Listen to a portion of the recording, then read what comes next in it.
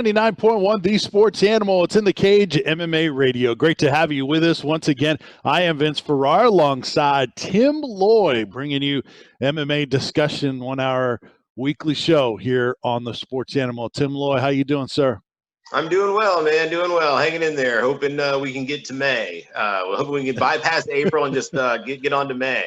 Yeah, it is an unusual time. We thought we were going to have MMA, and now we're not. So we'll get into that in a second. Let's tell you what's coming up on the show. We're going to visit with Phil Murphy from ESPN. He's a reporter, host, and anchor, and covers the MMA and the fight sports for ESPN, among other things. So we'll visit with him. Coming up next segment, we'll talk to Scott Hot Sauce Holtzman. In our third segment, we'll check in and see how he's doing during this quarantine life. And then in our final segment, we'll wrap things up and run through a couple of things and have reaction to our two interviews as well in our lightning round, as we typically do in our final segment. So want to thank all our medical personnel, everyone that is working in those essential positions right now that's keeping things going and at higher risk. Thank you so much for everything you do in helping us try to get over this pandemic that's going on right now, and hopefully we'll get back to it soon. But thanks to all of you guys and everyone that's having to work hard during this period of time to try to get us closer to normalcy. All right, let's jump in. Our three big stories here in our first segment on In the Cage MMA Radio.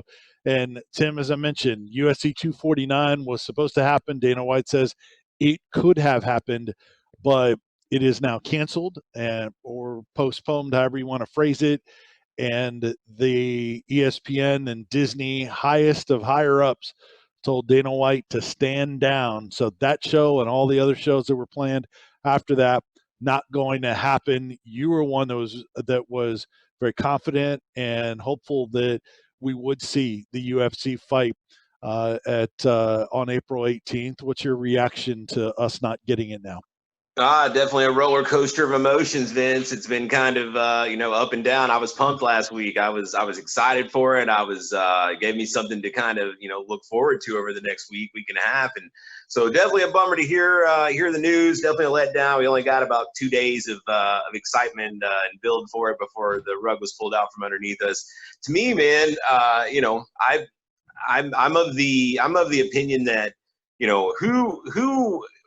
who put the most publicity out there as far as the search for this venue? Who was really hyping that, Dana White, is he going to be able to pull it off? Is he going to be able to find this venue and this place to do this show on April 18th? I'll tell you who, ESPN. And so for ESPN to pull the rug out from underneath him and strong arm him into canceling this show, which obviously he's going to do because that's his broadcast partner. He's got to take a step back. I think that's kind of Bush League on their end. They knew for 2 weeks or more leading up that he was scrambling around every day trying to make this happen, trying to work it out.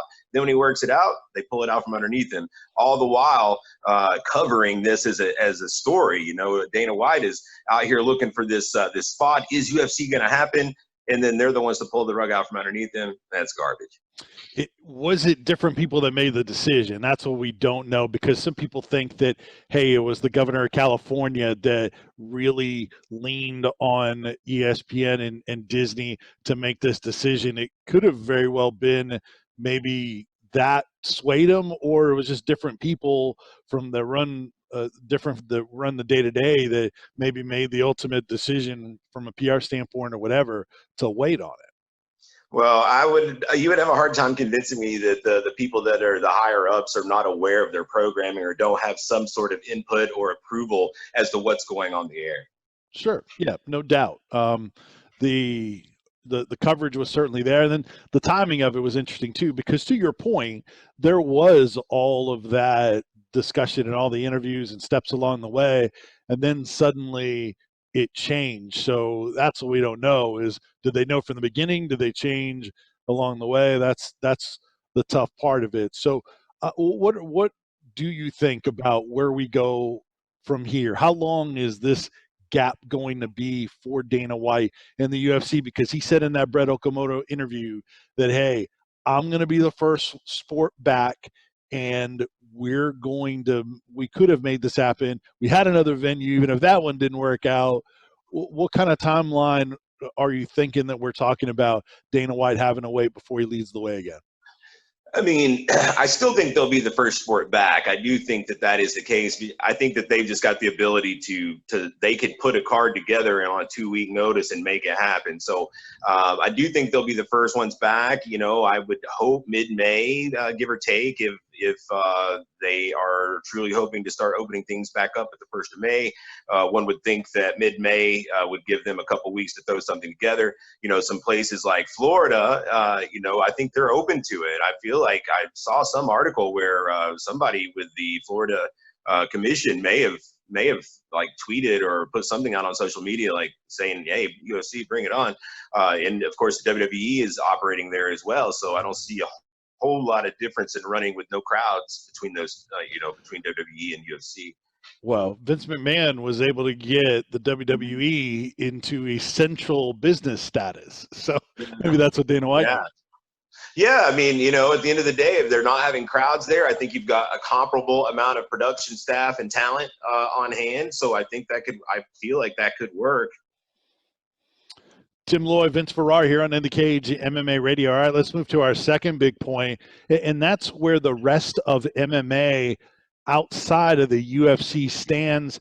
Bellator, other national organizations, they're not fighting for the most part right now as well. Then you have to take the regional organizations as well. And Tim is a matchmaker for Valor Fighting Challenge in the Southeast and based here in Knoxville. And what's the future for some of those regional organizations, Tim, in terms of when the planning of when MMA might come back from that standpoint? You know, I think that from what I'm hearing, a lot of your regional organizations are hoping to come back in May. You know, that is the kind of the word on the street is May, June is what we'd be looking at, as long as they start to ease up some of the restrictions on large gatherings.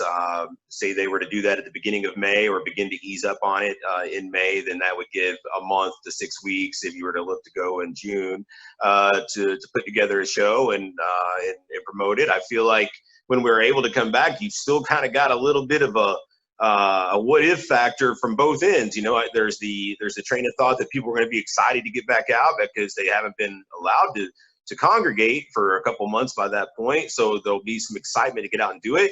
Then of course, on the flip side of that coin, you've got the people that would still have some fear about getting out and wondering if it's too early, and try to get back, you know, out there into the public where they may be subject to getting sick. So, you know, it's still kind of a double-edged sword there. And it's, you know, eventually you got to take the gamble and see what happens. Yeah, and then booking the fights too. I mean, you have to be ready for when you do come back. So you have to have fights. So now you're having to balance between, all right, do I try to put this fight together? There's always a possibility that it might not happen. That's got to be a really stressful, difficult balance for you and for everybody.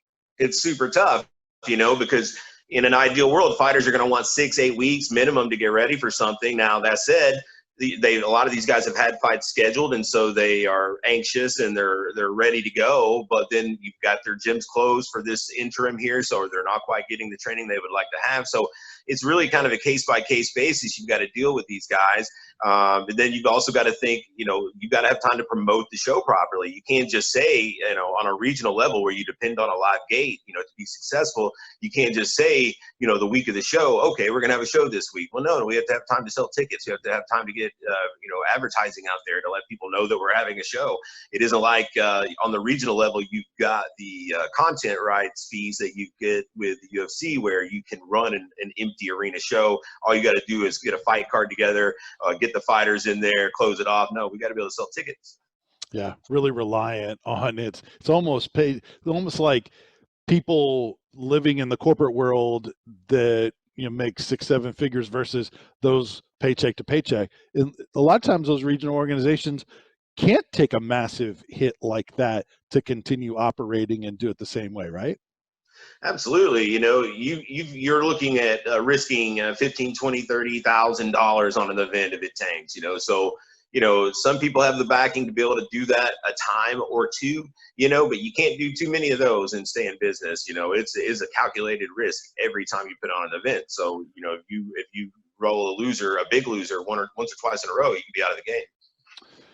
All right, let's talk about our third big point and big story here on In the Cage MMA Radio. Let's talk about what we could see in the future in terms of MMA fights, Tim.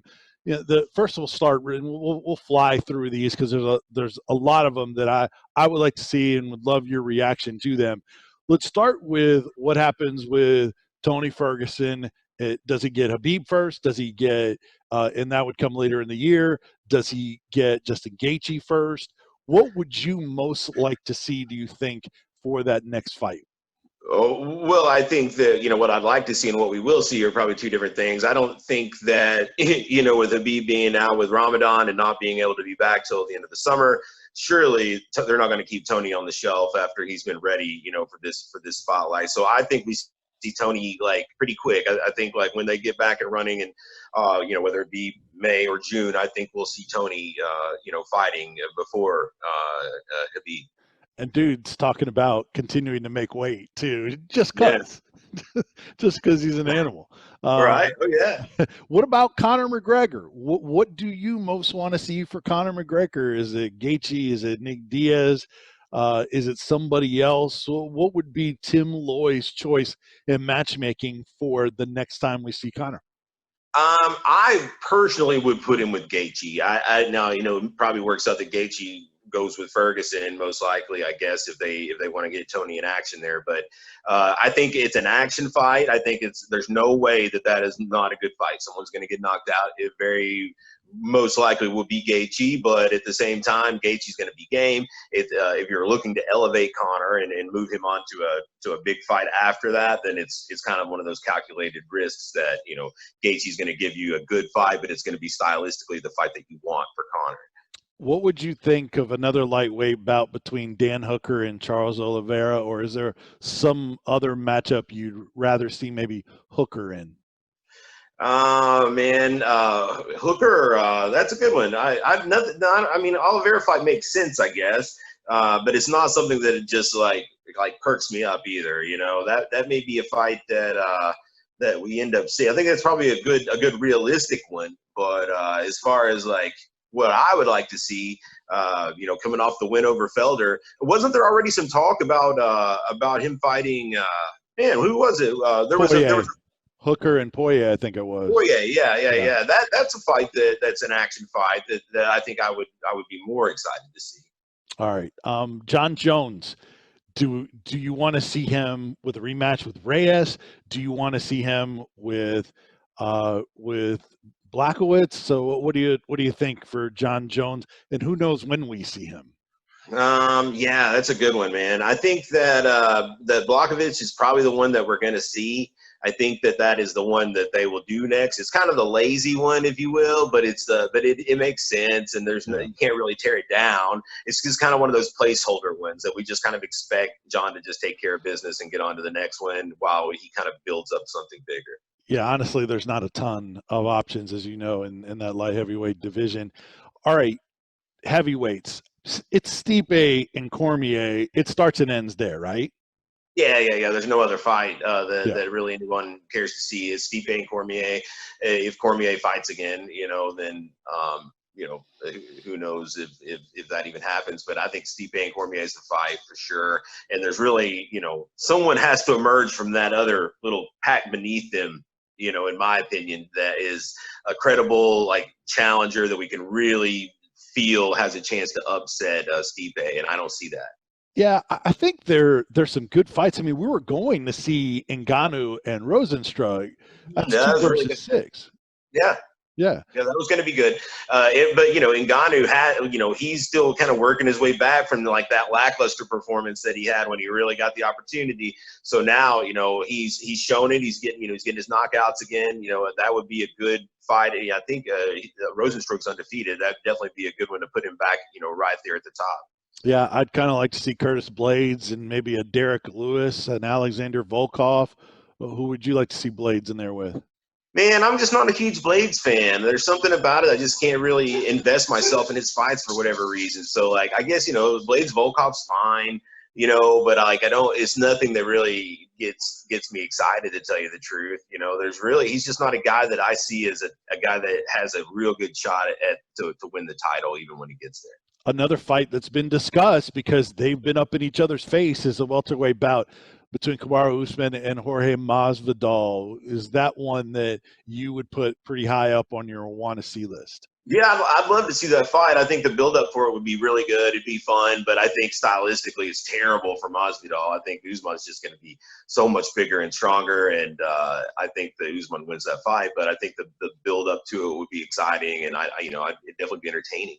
What about a 1 versus 2 in the welterweight division? Woodley, Covington, they've been yapping at each other, obviously, as well. Would you be intrigued by that? That would be one that would be, another good build-up. To me, that's a good part of it, is just the excitement, the build-up to the fight, the anticipation to make my blood boil to want to see it. And that's one that both guys would hype the fight. And it's one that we're talking about maybe getting thrown together quick. Right. Yeah, so the featherweight division, what's next? Volkanovski, he hasn't fought a lot of those guys. He's a fairly new champion. Is a Max Holloway rematch what you'd most want to see? Is it Ortega, who's at the number 2 spot? What do you think about Volkanovski and what we might see from him? I think the Holloway rematch is probably the most likely. He's gone on the record and said that he wants to fight Max again, just to kind of cement that that win, that status is being the top guy. I think him and Ortega is still a fun fight, but I think Max will be the fight we see next.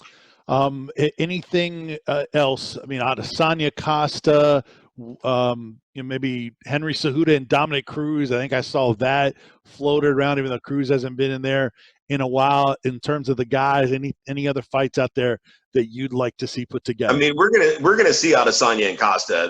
That's gonna happen. I'd say it happens not too long after we're back in action. Probably, if it'd be interesting to see if International Fight Week happens in July in Vegas or not.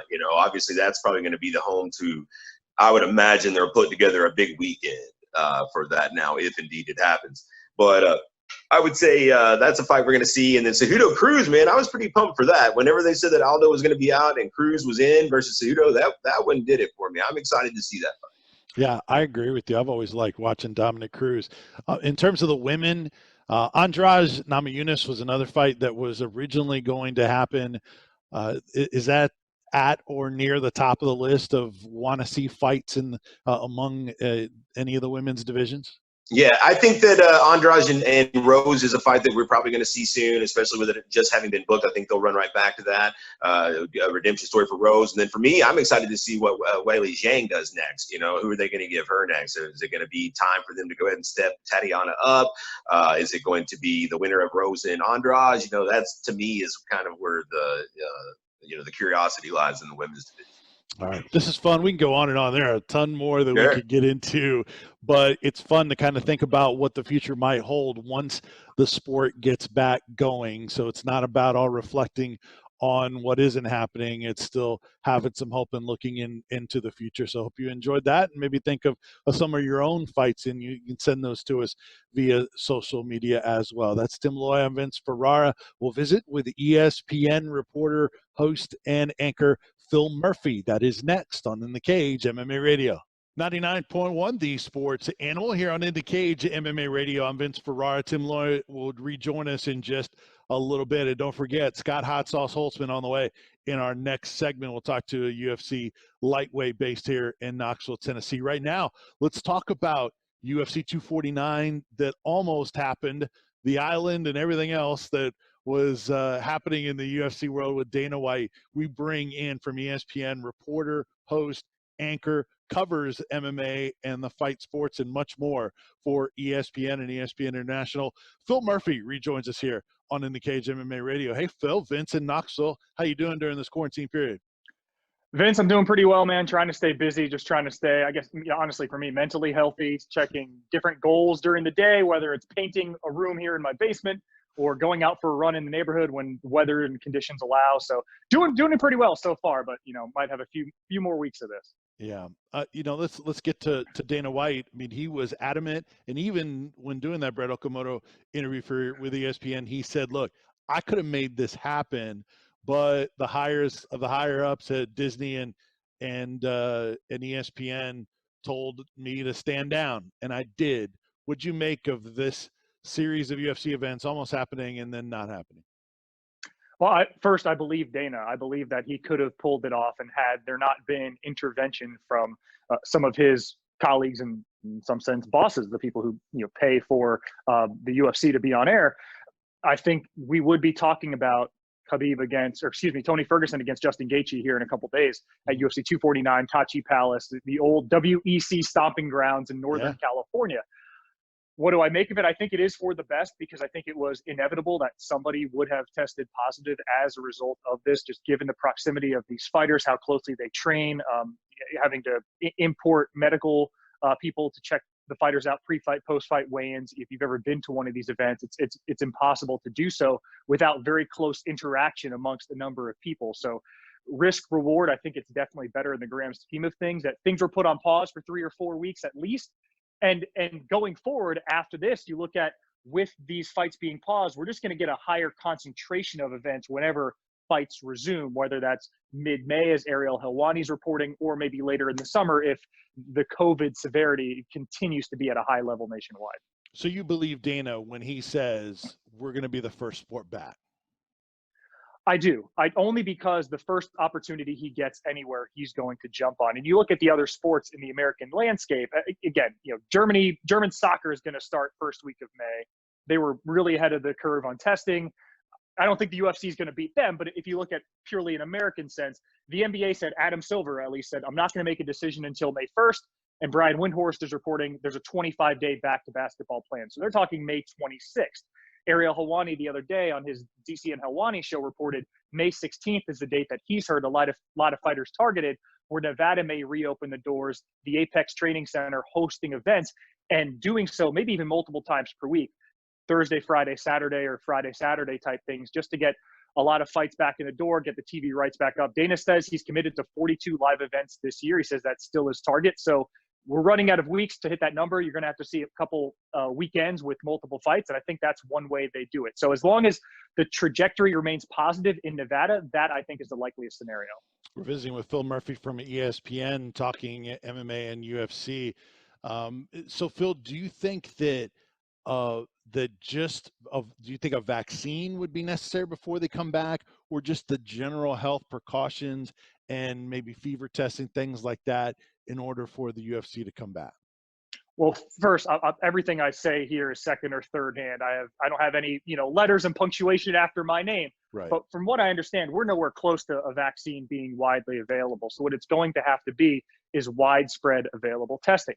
Now, there's some ethical questions with that. If the general population has trouble getting testing, why are athletes able to test 3-4 times a week as they would need to be able to safely compete?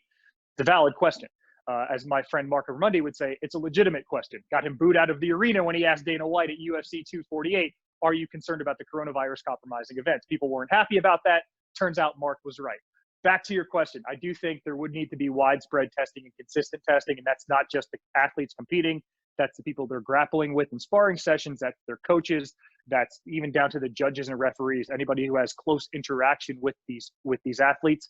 That's a question that every sport has to face. The UFC able to operate rather in a vacuum in some sense. They can keep these athletes in their training center, just go right across the street. If you've ever been to UFC headquarters over to the Apex facility. They have the fewest variables to be able to get back, because they just need one venue or one state commission to give them the green light. Whereas the NBA and Major League Baseball, they need a lot more stars to align. Tachi Palace is different from the island. Explain all that, what you know about that. Well, Tachi Palace, it's on Native American ground, so they're not subject to the state commission. They can operate as the UFC was planning on doing, as they do internationally, countries that don't have athletic commissions. The UFC was going to be their own commission. Now, there would have been mechanisms in place where the governor could have escalated it. It never got to that point. Dana White says he got a phone call from Disney and ESPN. They asked him to stand down for a few weeks. But the Tachi Palace is somewhere you and I could drive in Northern California. The Fight Island, that is not the case. As Dana White has said, it is a private island that he has purchased, that they are planning on ramping up to be able to host events that would not be subject to a lot of U.S. laws. It would allow some international athletes to compete. Athletes could come in and not have to go through a 2-week quarantine as they would if they came from some countries. He says the infrastructure rather needs to be built there. It'll take a month or two to get that up and running, but it seems like that ball is rolling, and as necessity breeds innovation, it seems like that little light bubble that went on above Dana White's head to purchase Fight Island hasn't gone away. So I think even if the Apex facility gets up and running in May, it's something he's going to hold off on so he can have a venue for international athletes to compete in the interim until we return to normalcy, at least in the fight world. Talking to Phil Murphy from ESPN here on In the Cage MMA Radio. The Ferguson Khabib fight, is that what we get next, or will that take months before we can see it? Would a short-term Ferguson Gaethje fight be more likely to happen? Well, something you have to remember with Khabib Nurmagomedov, he is a devout Muslim. He observes Ramadan. So starting, I believe it's May 23rd, and I apologize if I'm off on the date, somewhere in that late May period, he begins fasting. And he says after that, he needs 7, 8, 10 weeks to get back to where he can even start a fight camp. So if you start looking at the calendar, we won't see Khabib compete before August. Now, it may work out fortuitously because that August card is rumored to be in Northern California, not far from where he trains. So if Ferguson is willing to hit the pause button, that Khabib fight is out there in August. But if there's that big money Gaethje fight that he's interested in the interim, because El Kukui Tony Ferguson is his own beast. I mean, in a sport replete with characters, he is one of a kind. This fight's been canceled. He still says he wants to make championship weight Friday morning just for fun. Universally, fighters say that is the most miserable part of camp, is cutting weight and making weight. He's just going to do it just so he can finish the process. But if he gets a phone call from Dana and says, hey, man, look, the interim lightweight title's back on the table.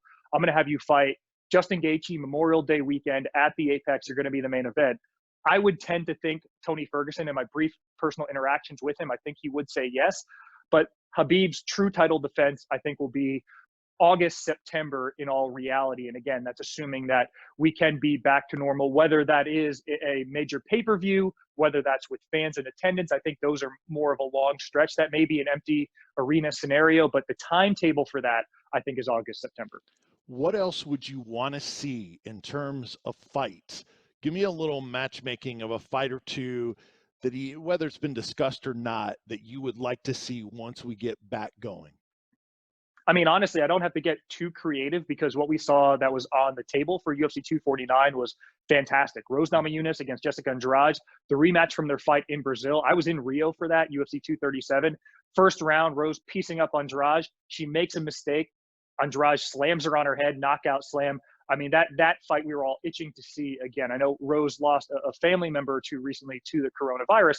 So whether she wants to compete again, that's totally her prerogative. But just in terms of matchmaking, I would love to see that fight again. Ngannou, Rosenstrike, I mean, two just beasts. That fight wouldn't go longer than 5 minutes. Anytime you get two just one-hitter quitter heavyweights, you can pair them together. I would love to see that. And in the lightweight division, this is one that may have to take place on Fight Island. But Dan Hooker against Dustin Poirier, that was slated for a main event on the 16th of May in San Diego. And that was Hooker coming off of what would have been, I think, a 13-week layoff after his exciting win over Paul Felder on home soil, him taking the next step in that deep division. Dustin Poirier trying to get one more shot at putting together a championship-level resume, beating an up-and-comer, two just really technically sound, tough dudes. I would really like to see that again. But again, with New Zealand and potentially some issues with international travel, that may have to wait for Fight Island. But what a main event that would be. UFC Fight Island 1, Hooker v. Poirier. Sign me up for that. Yeah, no doubt. What are you working on right now from home base there, Phil? So welcome to my studio. We produce a couple sports centers out of here. I do a sports center for Australia, one for the UK, one for Singapore, and we have a couple other markets we're working on pilots for. Basically, world sport is still rolling, and all the complexities we have here are the same thing with European soccer and the rugby league and footy, AFL in Australia. So we're touching on those stories there. I host SportsCenter internationally as my primary job. I love MMA. I cover MMA a fair bit for ESPN, but we have guys, Brett Okamoto, Ariel Helwani, Mark Ramundi, they do it much more regularly and at an extremely high level. So I primarily fill in the international space. We haven't gotten back going there yet in this new setup, but I think once fight cards get announced, we'll have our show, UFC Fight Camp, back in Australia and in the UK. And I do a baseball show for BT Sport called Caps Off. And that's what I'll be taping today, which is why I'm a little more casual. And so we have this backdrop behind me, some of my sports photos. My wife put this portrait wall together on one of my recent travels. So I think it's kind of cool, and it actually works now for a studio. And then my small 70-inch roll-around monitor when we need graphics. So that keeps me busy 3, 4, 5 days a week. So it's actually been pretty cool to be here and just, produce content from home and then go upstairs, play with my dogs, and hang with my wife. It's not a bad life. No, and when you stay busy, it keeps your mind off of all the negativity and everything. So glad everything's going for you really well. And again, thanks so much for the time. We appreciate it. Always nice to catch up with you, Phil. Brother, great to chat with you. Let's talk soon. All right. That is Phil Murphy, reporter, host, and anchor for ESPN and ESPN International, talking some MMA with us here on In the Cage MMA Radio. Scott Hot Sauce HOLTZMAN is next on 99.1, the Sports Animal. In the Cage MMA Radio, I'm Vince Ferrara. Tim Loyer will join us in just a little bit. Let's welcome in one of the great people in Knoxville, great representative of the sports world, UFC lightweight, Hot Sauce. Scott HOLTZMAN joins us here on In the Cage MMA Radio. Hot Sauce, how you doing through all this, sir? Doing great, Vince. Thanks for having me on, man. It's good to see you again. Yeah. Nice, pleasant somebody from the MMA world during this quarantine. So I'm getting through it. Good. Now, fighters that we've talked to and heard, they've talked about how really their training, maybe their everyday lives are different because of the quarantine lifestyle, but they're still getting in pretty regular, similar type of workouts. What's been a workout regimen for you during this period?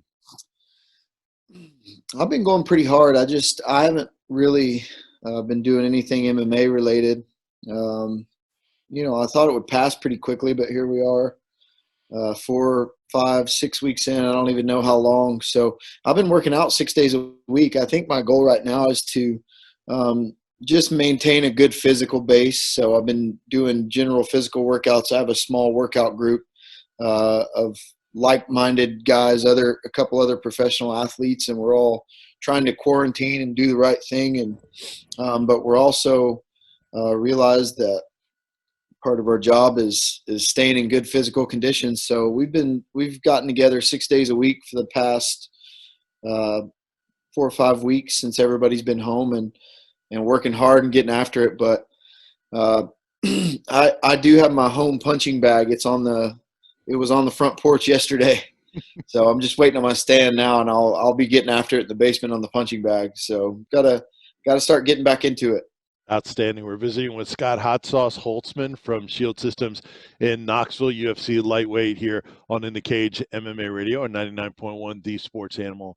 Last thing on the health aspect of it, you hear a lot of criticism, obviously, for Dana White and wanting to put together those shows, and we'll get to that in a second. But there's the thought that, hey, the fighters are at risk, and there's that health concern. You and many other fighters willing to fight during that period. I saw you put your hand up on social media and say, "Hey, let's go." Why is it that you don't have the level of concerns that a lot of people on the outside might about fighters' health during this period? It's not that I don't have the level of concern. I mean, obviously it's a double-edged sword, right? Like Dana White's getting a lot of praise, and he's also getting a lot of criticism. And of course I knew that I'd be open to the criticism if I put my name in the hat for that. So, I mean, you got to hand it to Dana. He's trying to get us paid. We're obviously, it's no secret. We're not rich or anything. A couple guys are, but he's doing what he can to get us paid, which, you have to commend that. But at the same time, you don't want to bring this thing home to your family, to your community, to your town. So, I wasn't sure what was going to happen. I was kind of tuning up to fight again before they canceled last week, before they canceled 249. I mean, all I knew was 249 was going to go, and then it was going to be business as usual. So I thought I better be ready to go. and I just thought it was a situation where I could capitalize on, on some things where maybe there weren't as many fighters in the pipeline to fight. So, for my mindset was, had a really good start to the year. February, beat Jim Miller, got some bonuses, so on and so forth. So all I knew was I was setting myself up for a really big year, the biggest year of my entire career. And now all of a sudden, don't know if I'm going to be able to even fight again this year. So with a newborn baby and all that, it's a different sort of pressure. So first and foremost is taking care of my family. And the way I do that is I put bread on the table. And the way I put bread on the table is by working. So, I was prepared to get back to work to do that. So is just the plan for you and other fighters? Is there any word down the line like, hey, everybody stay ready? I know that's your mentality and that's what you talked about, but is that just the only thing you can do right now to be ready and for whenever the sport starts back up? Yeah, the problem is, you can't really just stay ready for a UFC fight. I kind of hate it when fans say that. You can't be UFC caliber ready in a couple weeks or anything like that. You just can't do it. It's too hard. The level of fitness and weight loss and everything you got to put your body through, you just can't do it in a couple weeks. But I'm trying to maintain a general physical base, like I said, but we just don't know. And then coming down from, we had a little bit of hope, like I said, last week, and then coming down from ESPN and Disney saying, they weren't going to let any fights go on was a little discouraging. So, but we hadn't heard anything, man, but we're all completely in the dark. And, I have a PGA friend and an MLB friend, and they're kind of the same way. So I don't think anybody really knows anything. Obviously, we're trying to do the right thing and make sure everybody's safe and, take care of family and community. But we're going to need to get back to work eventually. Yeah, no doubt. Scott HOLTZMAN joining us here on In the Cage MMA Radio. We're kind of, Tim Loy and I, we're kind of looking through those lightweight rankings and wondering, all right, what's a path to get Hot Sauce into those rankings? And, look at, all right, this guy loses at 15, then maybe he drops out and it slides, and you slide up a little bit. I know that's not at the top of your priority list right now. You're just worried about getting back there and getting in the cage at some point. But do you still think that you are maybe one win away whenever it gets back going to finally get into those rankings that you probably deserve to be in? Yeah, I think so. Last time I checked, I think I used, I don't know if I used Tapology or Fight Matrix. I'm not sure, but I was ranked 20 or 21. So I'm not far off. And before all this, we were in talks to fight again in June. So, it was almost time for me to fight again. But I know a lot of the top 15 guys were all tied up. So once you get to where I'm at, there's only a handful of guys you could fight. You have to fight the guys right around you. And, then one of them, 1 out of 5's injured, 3 out of 5 have fights already. And then maybe there's one guy who's open and, he may or may not be as highly ranked as you want him to be. But there were a couple guys. I know Benel Dariush, we kind of talked about that. I think the matchmakers liked it. He's ranked up there a little ahead of me too. So coming off a big win, I just need a guy to boost me up into those rankings, but it's definitely one win. If not, if one of those ranked guys doesn't have an opponent, I'll step in. And Dariush should be an action fight, no doubt, right? Yeah, for sure. He likes to throw down a little bit, and he's been around, got a good name, and obviously pretty big win, but that'd be a good fight for sure. The sport obviously is going through a lot with Dana White, and a lot of people are focused on the UFC, but you have teammates, Shield Systems, and a lot of fighters are on the regional level, and they have decisions to make as well, and those, I guess, as you probably know, could get complicated in working with state and local county, government agencies to when they're allowed to do things.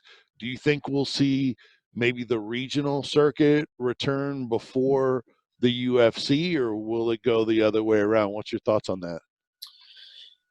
Yeah, I'm not sure on that, man, because I know that those regional circuits depend on, those local permits to operate. So I think it's going to come down to the county and each city that they're in. But I hope so, man. I know, Valor Fights and Tim Loy, those guys have done a good job building up that organization and getting to where it's at now. So, and fortunately, we have some MMA in Knoxville. So, I would like to see that again. However, I would like to speak on some local MMA real quick. I'll turn it around and my boy Dahmer, the Bosnian Barn Cat. Yep. Fought for that title not too long ago, and I cornered him there, and it's always fun to be at those shows. But I did have a qualm with the decision, and I know they turned it into a no contest and took that win away from him. But I do want to say that was not deserved. That was not it was the wrong call by the referee, and I love Jimmy Neely. He's the man. But that wasn't the right call that night. I was sitting right in the corner. The guy wanted out of the fight. He turned away from the fight. He wasn't properly protecting himself. So the fight should have been stopped. And, of course, he wasn't going to say that he could continue. So you got a kid like Dahmer who's on the brink of breaking into the UFC and the Contender Series and all that, and you take a win away from him is pretty detrimental to his career. So he handled it pretty well. I probably wouldn't have handled it that well. I might have been after some people's heads. Kudos to him, but as you can see, I'm still heated about it. So just wanted to say my piece. I think I think obviously they don't ever overturn anything, but you're messing with a young kid's career and his dreams and all that. I know that he said openly a few times before that fight that if the fight didn't go his way, he was planning on retiring from MMA. So who knows where he's at now, but hopefully he still continues because he's ultra talented. He's UFC level talent, and it's a shame that he worked so hard to win that fight and they took it away from him like that. Yeah, that was a title challenging fight against David Robbins, and at the time it was first thought that Dahmer had won that fight, but then overturned after that. And I was on the call of that, and it was hard to understand, but I know Dahmer was trying to get it overturned, but like you said, those things really don't happen. Disagreements with refs happen, but usually nothing changes after the fact, right? No, I don't think in my entire career I've never seen anything be overturned by whatever sanctioning body. I'm not sure who Valor uses now. I've never seen those guys, but it's never overturned. Hey, one sport that you want back besides MMA, what if you get anything back here the rest of 2020, which sport do you want back? Oh, man. That's a tough one because right now it's not really my season. I'm probably football, NFL guy. So I prefer that. I'm not a big basketball. And I'll do baseball some because I have a couple friends who play, but I don't know. It's got to be fighting right now. I do miss fighting. Obviously, I'm, immersed in it every day, and it's pretty much my life now, but I'm not always. When it is rolling and I have a fight scheduled or don't always like to watch it, but right now I'm missing it for sure. Hot Sauce, we'll let you go. Thanks so much. Stay after it, and we'll catch up with you soon. Stay healthy, all right? Yeah, appreciate it, Vince. Take care, man. All right, YouTube. That is Scott Hot Sauce HOLTZMAN joining us here on In the Cage MMA Radio. And we'll talk about our conversation with Hot Sauce and Phil Murphy from ESPN earlier. I'm Vince Ferrara. It's In the Cage MMA Radio. Welcome back to In the Cage MMA Radio with Tim Loy. I am Vince Ferrara here on 99.1 The Sports Animal. I had a couple of guests today in Phil Murphy from ESPN and Scott Hot Sauce Holtzman. First, let's start with the Phil Murphy interview. He talked about some of those fights, Tim, that we were kind of going through and what he'd like to see. What stood out from our conversation with Phil Murphy? It's interesting to get the point of view from from an ESPN guy. After I just totally trashed on ESPN earlier, no doubt. But no, man, he's a guy that's he's well spoken and he's kind of got his ear to the ground there. And I think that he definitely gives some good insight on what we can expect when we get back. And, he was kind of saying mid-May is kind of what he's hearing. So that's promising to hear at least. I can make it another month, right? Yeah. No doubt. Unfortunately, it's been tough to deal with, but yeah, if we have light at the end of the tunnel, that's what will certainly help. Was it Sure. visit with Hot Sauce as well, and he pointed out that that Dahmer fight that was controversial against David Robbins at I guess it was the last VFC fight, right? What'd you think? It was a controversial decision. Kind of explain that and where Scott's coming from and your reaction to that. Yeah, we've gone over it at this point a few times, and I feel like the standpoint from the promotion's been fairly clear. We recognize Demir as our champion. Every time that we've been asked about it, we felt like he won the fight. We felt like the decision was wrong. So that, Demir got the winner's share of the purse and wasn't asked for any money back. So to kind of throw out those days and instead of like he or, Jimmy Neely is the only person that there can be any fault with. If he doesn't like the decision of Jimmy Neely, then that's understandable. I agree with him. Yeah, I've gone so far as to even get on a phone call with Demir and Jimmy to try to plead Demir's case for him. But at the end of the day, Jimmy followed the rule. The rule is what the rule is. And so I don't think there's any sort of shenanigans going on here or any kind of like they killed Dahmer's career or anything like that is a little bit out of line.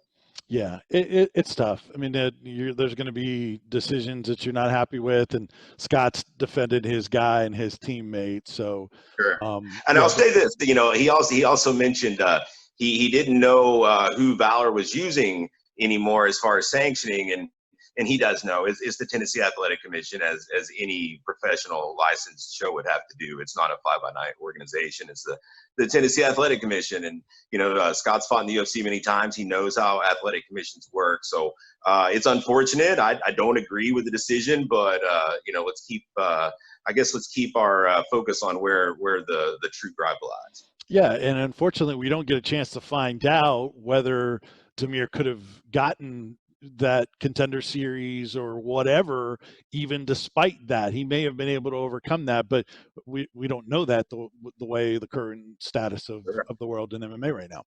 Absolutely. Yeah. I mean, it's a lot of guys were hoping to get on that Contender Series that would be happening, I assume, very soon. At the very least, they'd be getting ready to roll that out. I'd say the cards at the very least would be done. And so a lot of guys missing out on that opportunity. All right, some of you may have noticed me on the video bouncing around the different views, just trying to set up and try new backgrounds here in our video recording. But Scott Holtzman joined us. Phil Murphy joined us on the show today, and Tim, we're gonna for a few weeks we're gonna take off until MMA returns, and it sounds like it could be in May, and we hope it certainly is. But on the show, we're going to take a break for a couple of weeks, and we will be back strong. And I encourage everyone to, if you want to get your MMA fix, you can go back and listen to any of our show archives wherever you get your podcast or on the show page at 99.1 The Sports Animal. It's so much fun to do the show, and we will certainly be back. But just like everybody else, we're going to kind of wait for the sport to get back going. And I know you guys have a lot to do to try to get VFC going as well. That's just kind of a day-by-day thing. We hopefully start seeing some of these restrictions lifted as far as being able to put together large-scale events, but we'll get rolling sooner rather than later. All right. You can find Tim on Facebook and hit up Valor Fighting Challenge on Facebook as well, and me on Twitter at Vince Sports. Thanks so much for listening to the show and supporting us, and we'll be back as soon as the sport of MMA is back here Wednesday nights, 8 until 9. Tim, be safe. We'll talk to you soon, all right? Likewise, Vince. All right, that is Tim Loy, matchmaker for Valor Fighting Challenge. I am Vince Ferrara. This is In the Cage, MMA Radio on 99.1, The Sports Animal.